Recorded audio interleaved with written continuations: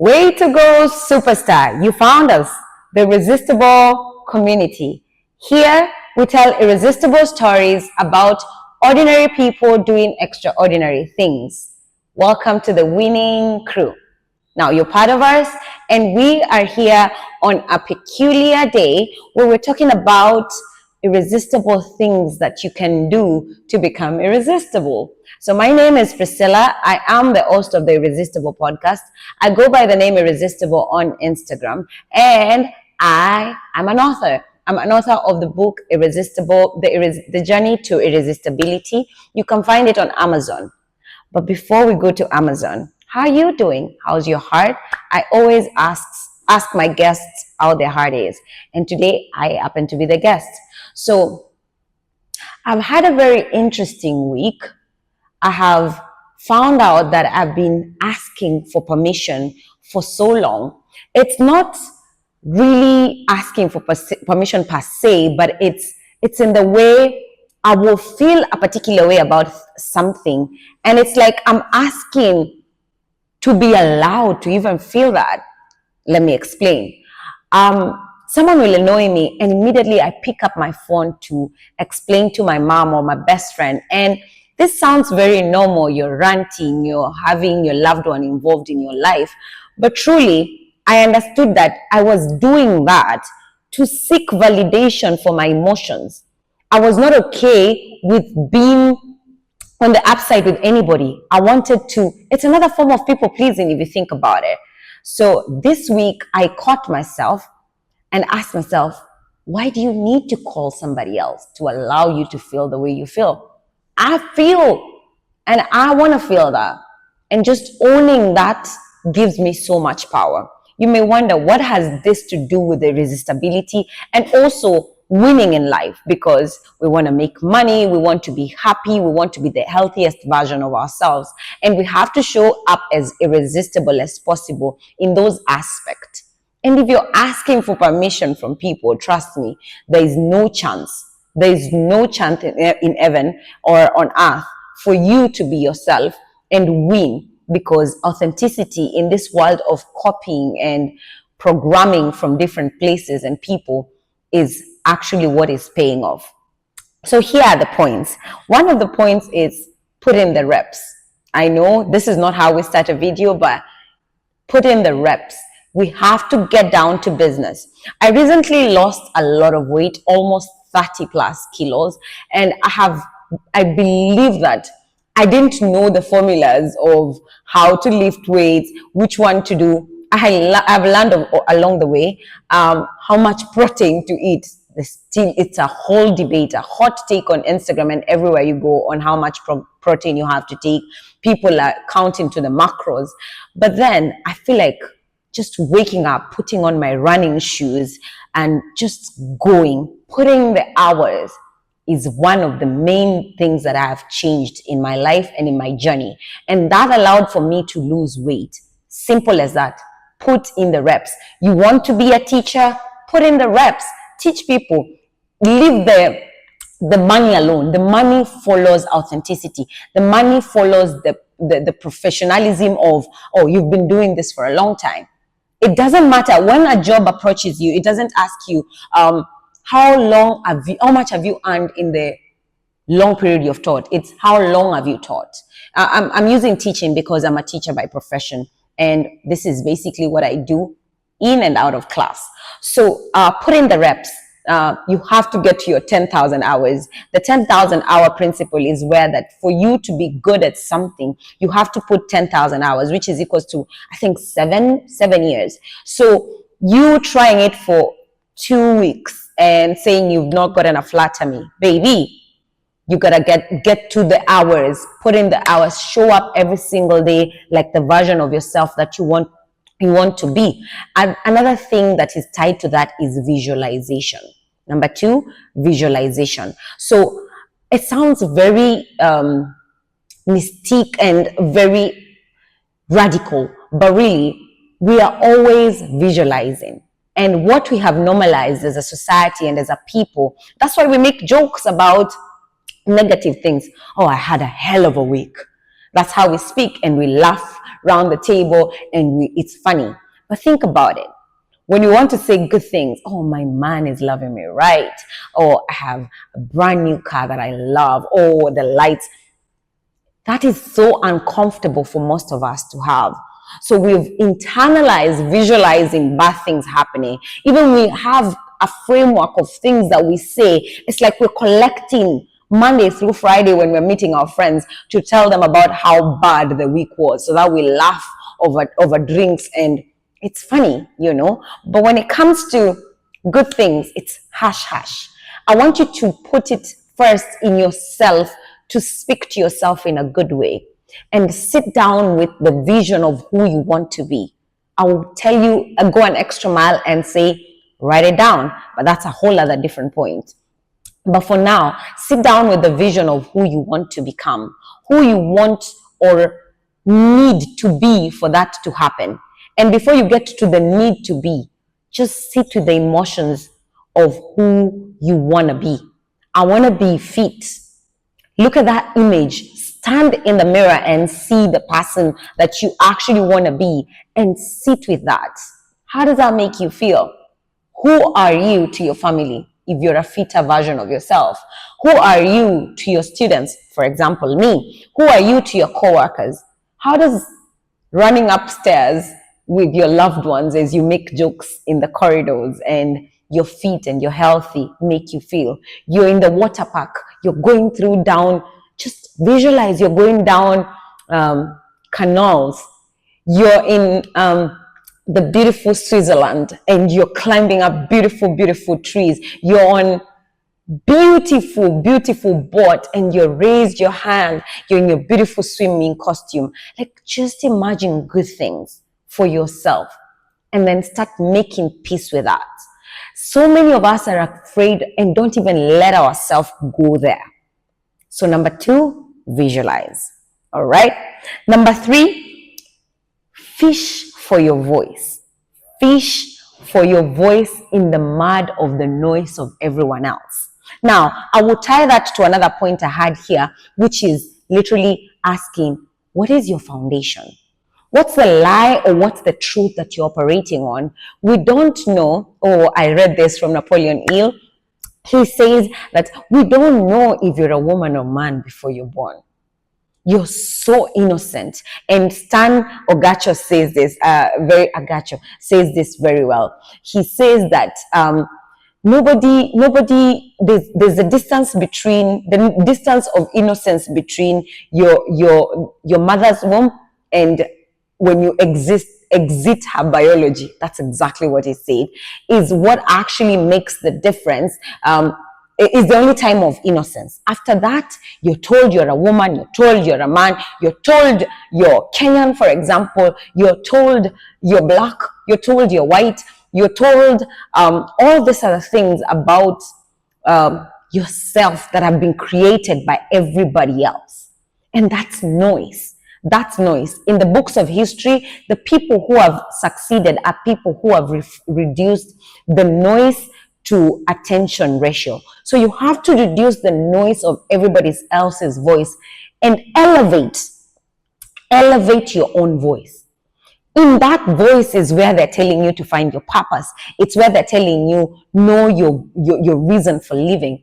That's your voice. You can't know your purpose if you're listening to what your brother wants, or what your mother wants, or what your father needs. It has to boil down to you as a person. What do you want? And that means tuning it out, tuning it down to volume negative, literally. And then they can, after you've developed and allowed yourself to hear yourself, then now you can bring in opinions. But this opinion and asking for permission is what is stealing our willingness to even try. You're paralyzed even before you start. You're paralyzed before you even could do anything. So stop asking so much opinion. Start listening to yourself, because I will tie that to religion and spirituality. The reason why you have those thoughts, the reason why you have those ideas in your mind, they're not just random. They're not random. They could have been on anybody else's brain, but they're in yours because you're peculiarly chosen and you're specifically chosen to accomplish this. You're peculiarly chosen to bring this to life. So stop asking people who do not have the same vision. Stop asking people who've not been where you've been. They could literally be the people who brought you to life, but their purpose is totally different from yours. So they wouldn't know. They wouldn't know. And I know it has been given a negative connotation. Be selfish, be self-centered. No. I'm asking you to listen to yourself. Hear your voice so loudly that there's no other voice that actually matters. Then and only then is when you start becoming irresistible. Only then it's when you walk into a room and your energy announces you. Because you become so certain about your purpose. You become so certain about what you want in life that is unshakable. And then it has no option but to come into life. The more you study, number 4 is study and lifelong learning, which allows you to bring yourself to existential awareness of what you're capable of. Because we human beings are an expression of energy. It's not that we don't create energy. Energy is within us. So when you're fighting your creativity, when you're fighting your potential, that's why you're uncomfortable. That's why so many people are unhappy, because they are fighting. And every time the energy meets a wall, in the sense of you refusing to express yourself, then now you become unhappy. You become unfulfilled. Interesting fact, all other creatures, you may know this because there's nothing new under the sun. There's nothing new under the sun. So all other creatures are just exist in nature beautifully. But human beings, they have the perfect seeking deed in them. We have that thing that we want perfection. When you start running, you want to become the best runner. When you start reading, you want to become an avid reader. When you start teaching, you want to become the best teacher. So every time you're reducing yourself, you're denying yourself of the goodness. Number 5, you reducing yourself serves everybody else apart from you. You asking for less at work serves your boss. Okay, we had a budget of 20,000. She's asking for 11. That's okay. 9,000 goes to other things. You saying yes when you should have said no serves everybody else but you. Okay? And I am not saying these things to say that they're easy. They are absolutely difficult. So the other day, something good happened in my life. And I have been in a toxic relationship. And I remembered picking the call and actually calling my ex. I had not called him in so long. I was doing so well emotionally, and I had been working on myself. Like I said, I've lost so much weight, and with the weight, I have lost the burden of people pleasing and staying in toxic relationships that I had no business staying. Okay, but I remember calling him, and I remember wanting to tell him the beautiful thing that had happened, but I remember going numb. And I asked about him, and I remember the conversation dying. And in that moment, I knew I'd healed. So sometimes old habits are going to show up. Old habits. Do you know why I call him? Because the ideas were born during that period. The version of me that wanted those things was during that period when he was physically present. But the results are here, and I'm all alone because I took the journey alone. So your body is going to cry out for, oh, let's celebrate this together. But the truth is, you walk the journey alone. You have to learn to celebrate these things alone. So it's not easy. You're going to go back and forth when it comes to success and becoming irresistible. But you have to learn to be okay with yourself. It goes back to listening to your own voice, tuning out all the noise, and then your people will find you. I don't even want to talk about your people finding you. I want you to learn being in the mud. The quote says, fish for your voice in the mud of the other people's noise. That's the goal. Fishing, you have to get in the mud. That's why this is not for everybody. This is why you're on this video and not an entertainment laughing video, because you want better for yourself. You're going to stick with it. I would have asked in the beginning for you to take a pen and a paper, and I hope that you actually are registering these things as we go. Take 2 of them. You don't have to do literally everything that I have said, but take 2 of them and go with them. Okay, I will go back to the point of emphasizing on asking for permission. So one thing that I used to do a lot is paralysis of decision paralysis. It's called decision paralysis, and let me explain. Decision paralysis is where, I hope this is not too much information that I am just throwing at you, but the decision paralysis is whereby you really want something and you just keep on researching. It's the way we take so long to say, I'm researching, I'm reviewing about it. And then the truth is we're delaying. We're standing in our own way. So one of the reasons why you would have decision paralysis, where it's like, you know what you need to do. You do know what you need to do, but you're giving excuses for it. You know you need to go to the gym. You know you need to start a podcast. You know you need to write that book. You know you need to leave that job. But what are you doing about it? You're researching the market. You're waiting until the market hits right. You're waiting for the perfect opportunity. You're waiting for your child to turn 5. You're waiting for them to go to college. You're always waiting. There's always reason for you to wait. However, one of the reasons is waiting. Number 2 is the opinion of others. Who are you listening to? And if you see these points are tying to each other, who are you listening to? The tuning out of the noise. Because some of the things that people say out of love can actually hinder us from growing and going. Because they want to protect us. They love us. They don't want us to see us lose. They don't want to see us hurt. So they want to hold on to the person they know. But for you to become anything, you have to move. And sometimes moving means losing the person you were. And it only takes a special type of people to actually be able to move with you. Because you may make few steps and they're still wherever they were. So you have to stop explaining decisions that you're making to anybody. They only need to make sense to you. And if you, okay, I hear you. You're asking, what if I lose? I hear you. Your lessons. Napoleon Hill again. Napoleon Hill talks about how the guy who, I shouldn't say this, I should remember his name. The guy who invented light, the light bulb, tried it 10,000 times. 10,000 times. Imagine 10,000 times. And you have only tried it once and social media doesn't work.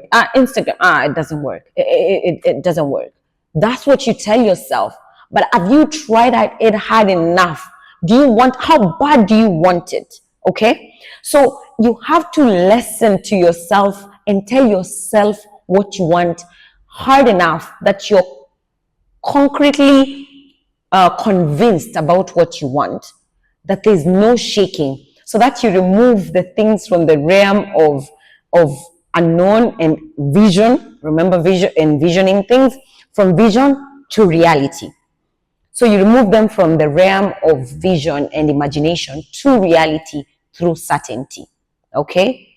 The desire plus certainty, you will definitely get results. Desire plus certainty equals results.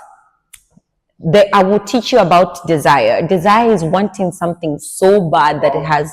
Desire. Now, continue about desire. Your phone is off. It's with there. Yeah. No, I switched it. I put it on silent. Okay. 3, 2, 1. Hello and welcome to the Irresistible Podcast, where we tell irresistible stories about irresistible people doing extraordinary things. No, cut. I forgot.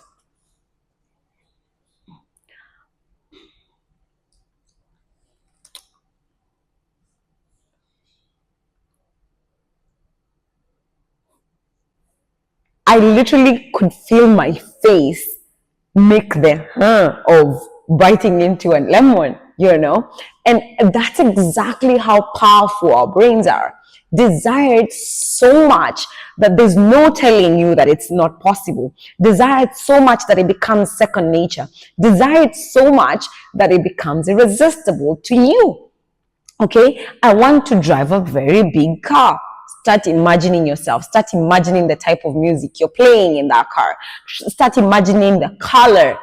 Start imagining how you feel when you're driving your friends around and the roof is open. Just start imagining those things. Visualize those things, and then they become so real that the universe has no option than to fulfill your desire. So desire plus certainty equals to results. I repeat, desire plus certainty equals to results. This is a serious masterclass, by the way. You should be writing all this down, and I'm so happy that you get to be part of this. Okay, number 6, 7, 8, whatever number we are at, I hope you remember that you are enough. I know it has been said time and again, but you are enough. It doesn't matter your starting point. It doesn't matter your background. And I hear you saying, some of you were born into money, some of us were born into poverty, and it's okay, and it's really good to hold on to that story, but it doesn't serve you. It doesn't serve you. Use that as fuel.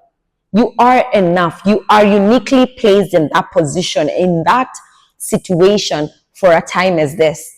Every time I wake up, I say, I am born for a time as this. I am the person. That's one of my affirmations. I'm the person my ancestors prayed for. I am the answers to their prayer. I'm the one that changes my bloodline. I'm the one that changes the story of my people. So you have to believe that you are enough. You have to believe that people who podcasters look like me. I can't think otherwise. I believe so strongly that I will sit down in front of cameras and talk to you, believing that it gets to masses, because that's who I believe strongly to become. I wasn't this person. I have had to build this person. David Goggins says he's one of the people who failed. He had dyslexia. He had so many difficult reading, but he says he keeps on reading over and over again. He says he had to kill David to get David Goggins, because let me tell you, if you don't know who David Goggins, just Google him and you will see and feel the energy, even in his voice. Even I know you know his voice because you've had him in so many reels. He says, wake up, stop it. You have to talk to yourself in a way, and it's cute to be cute, but if you see me in the gym, I look cute with heels and everything. If you see me in the gym, I'm going hard because I know what I want. I know how badly I want it for myself. I know that I am enough, but it all starts from I am enough. And then now creating the person that I want to become, behaving like her, dressing like her, walking like her, talking like her, eating like her, drinking water like her, taking care of herself like her, becoming her. And it's such a beautiful process.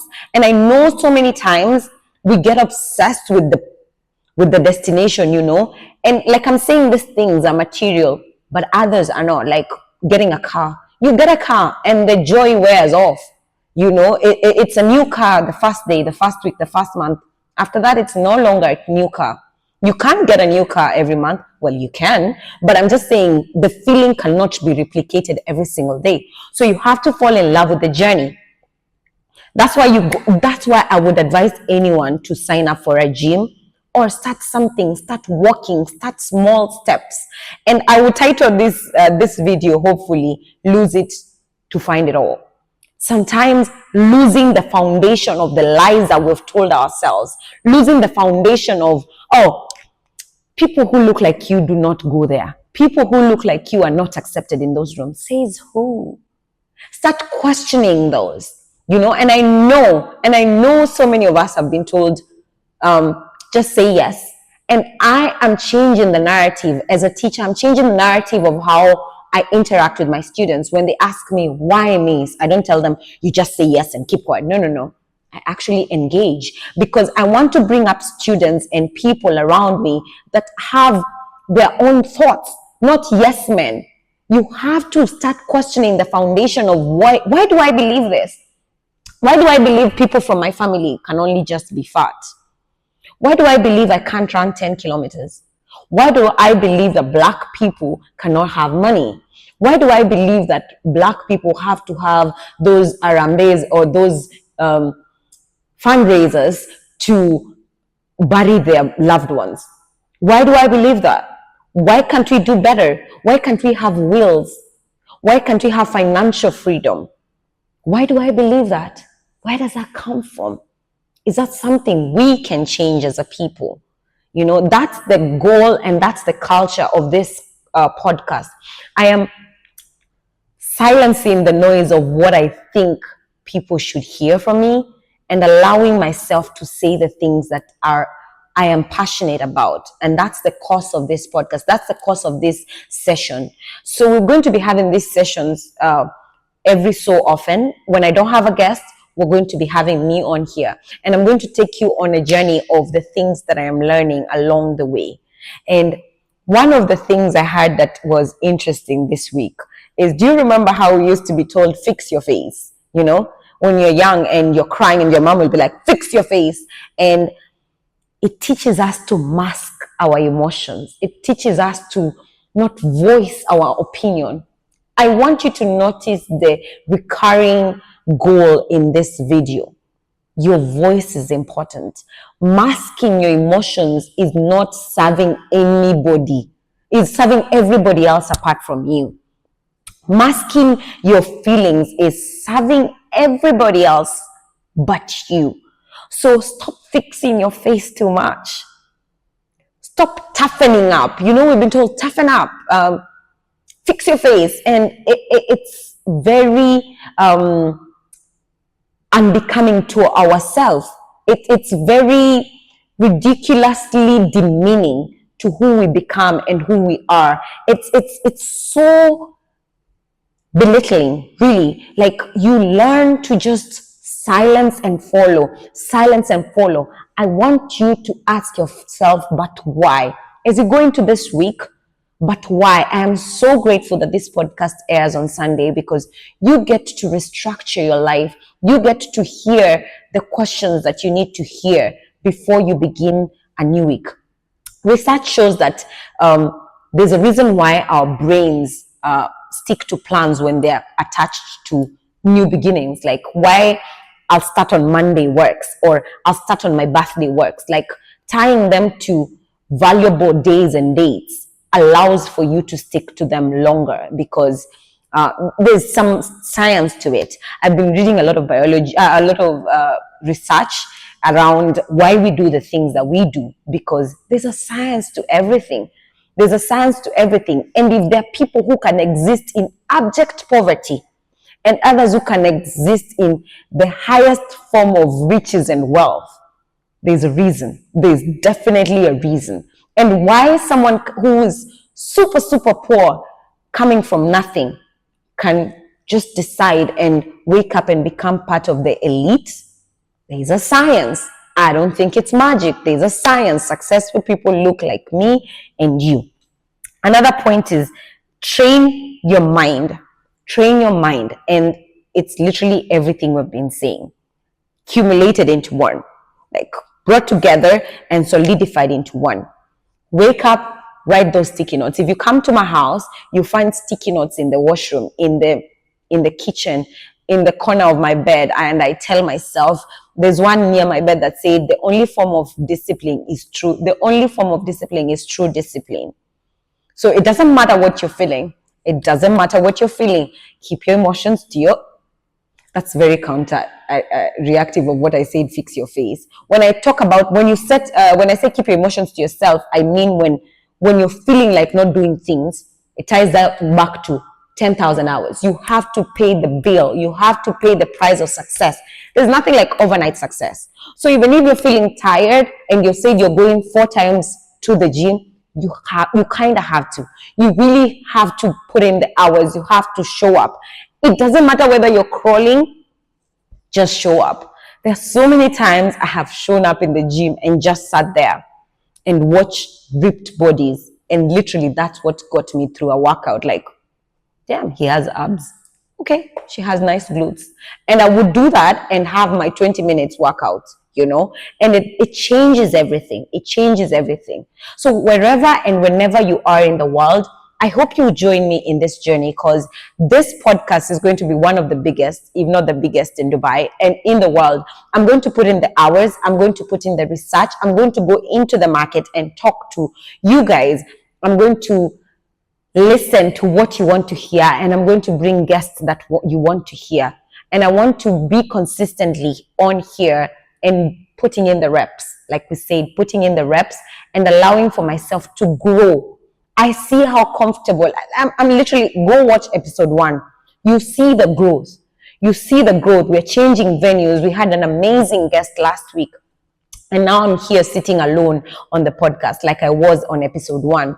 I literally just turned 30, and it's like a switch was hit, and it's like I am more eager to go after my goals militantly. My favorite pastor says, Joshua Selman says, go after your goals militantly. Attack those prayers militantly. Command your morning. Train your brain militantly. Like, your life depends on it, because it actually does. Your life does depend on this. Your life depends on how you speak to yourself, because it shows in how you let people speak to you. How I speak to myself is so important, because that's exactly how I let people speak to me. I have caught myself the last few weeks telling people, no, we don't do that here. You don't speak to me like that, because I don't even speak to me like that. I love myself over here, so you're going to love me, or you're going to respect me, or no. I think working on yourself allows you to stand on business, even in the way people treat you. All right. You are more than capable, and I hope that you had at least 20% of what I had to say, and I hope you take it into action. I'm going to read an excerpt from my book.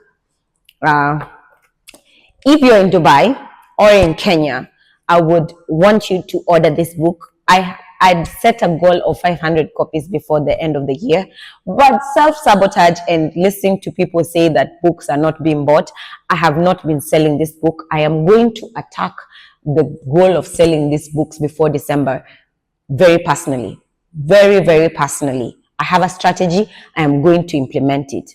You don't need more research. You just need to get out there and tell people, I have a book, I sell a book. So if you're in Dubai, please reach out and get yourself a copy. So page 208, this ties into whatever I was reading. This book was written in every stage of my life. This book has been an accumulation of literally, this is Priscilla, the last 30 years. Let's say 29 years, because it was published a year ago. So 29 years. All right.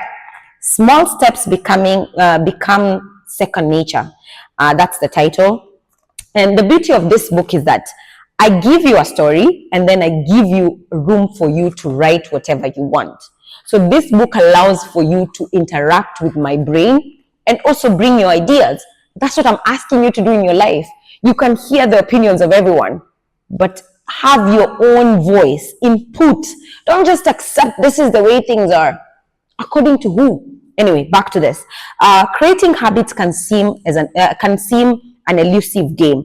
For someone who can be referred to as a gym lover, I definitely have something to tell you about the insane number of times I have started and stopped. I am okay with that history, because the truth is, now that is my happy place. And I had to push through so many moments of I do not want to do this. What small steps are you taking in the next few days that are supposedly going to set you up for life? The start of something, unless it is marriage, is not usually as glamorous. Did you hear that part? I have good jokes. The start of something, unless it's marriage, is not usually as glamorous. The marriage is usually cute, and then the work comes in after.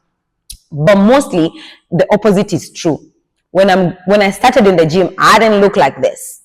I was 106.9 kgs, and It wasn't cute. Even doing squats was not cute. I was heavy. I was breathless on the stairs. It wasn't cute. No wedding cake at the start of weight loss or looking for your first customer. There's nothing cute about convincing somebody, please buy my book. Please buy my book. There's nothing cute about that. It feels like begging. Okay, learning a new language is not lovely at the beginning until you start getting the words. So push through the unpleasantness and allow for greatness to find you. The game is called consistency. Looking at things in a long-term view has been awakening for me. If I had saved 10 shillings for the last year, I would have 120 shillings. Cumulative results need a cumulative outlook. What small steps are you you're walking towards today? That's the question. So you're writing for me. So I would advise for you to listen, to read this book, purchase this book on Amazon. And if you're in Dubai, I will deliver it personally and I will sign a copy because this book is life-changing. Sometimes I'm going through it and I literally open a page and it changes my day. So I will build on something that I have read. Someone said that we overestimate what can happen in a year, but underestimate what can happen in 10 years. If I say right now, I'll retire at 45, it sounds so far-fetched. But if I make a plan to invest, that's 15 years of investment. Even think about $200 a month or $200 a year. For 15 years, that's cumulatively, that's mind-blowing. Do you know, unfortunately, most research is done in the US, but did you know that most people, 66% of Americans, cannot handle an emergency of $2,000? Unfortunately, it's in dollars, but it means that people are living hand to mouth. So if you just change your habit of saving as little as possible. I did a very cute little, I try and teach people using humor, using laughter, using myself as a guinea pig. So I bought little jars and then I put them in my bathroom. And I did a 5 dirham challenge. 5 dirham is like 100 Kenyan shillings. It's like, I don't know what that is in dollars, but even $1. I actually read a book. I listened to a podcast where Oprah was being told by a guest about that trick, just saving $1 into a jar. So they had said $1, but I didn't want coins, so I changed it to 5 dirham. And I put 5 dirham in a jar for 30 days. And then I started, the next month I saved 10 dirham. The money is still there. And I don't even think about it like I want to spend it or anything. But it changed my relationship with money. Now I'm working with a financial coach. I am thinking of investment. I'm looking at my bank statements. Let me tell you, you may think your situation is bad, but you don't know how bad everyone else's is. So just fix yours. Stop comparing. Stop thinking that everyone else is doing amazing. No. Just take small steps. Small steps towards the right direction are better than monumental steps without direction. Just take your small steps and learn to lose to gain it all. Like lose the foundation of the things that are holding you back. Lose the foundation of the lies that you've been told. And sometimes it's very easy to acquire this mentality, oh, my parents did me dirty. No. Your parents did the best they could with what they had. Even the people who hurt us, to be honest, that's what they knew best. They just did not have the capacity. And that has helped me in forgiving in relationships, like past relationships. He couldn't love me because he did not have the capacity to. That's just it. It has nothing to do with my worth. It has nothing to do with how good of a lover I could have been, because sometimes we're stuck in the loop of comparison and wishing. So if there's anything beautiful you're going to do for yourself before the beginning of this week, is take a pen and paper, write 2 things that you had from this video. Decide on what is most important that you can work on. Just one.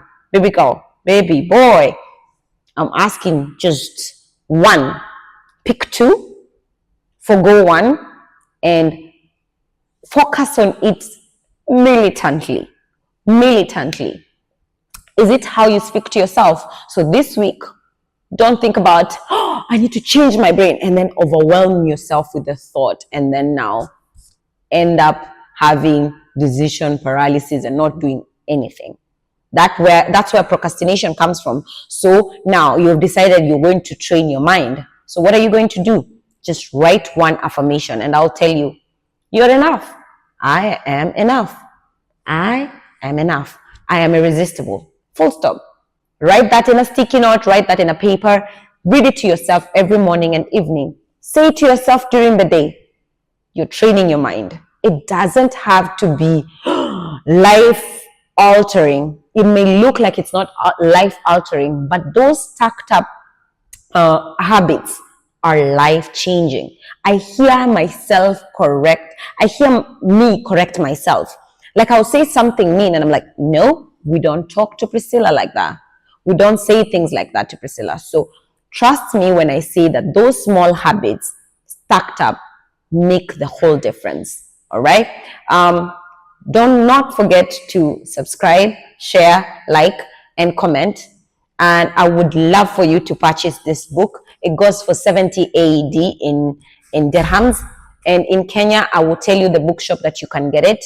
On Instagram, I will post it. So please do be sure to subscribe, share, like, and comment. And also, please make sure that you do something for yourself. This is an exchange program. I have given you the knowledge. You have to do something for yourself. This is about you. This is about creating a community of irresistible people. So take care of yourself. Remember to stay irresistible. Remember to be one of the extraordinary people that we're talking about, because we're sampling. We're trying to sample people. And when we're sampling, it means that there's a bigger crowd. So we may not be able to interview everyone, but you're one of the extraordinary people. And I see you and I'm proud of you. So stay irresistible.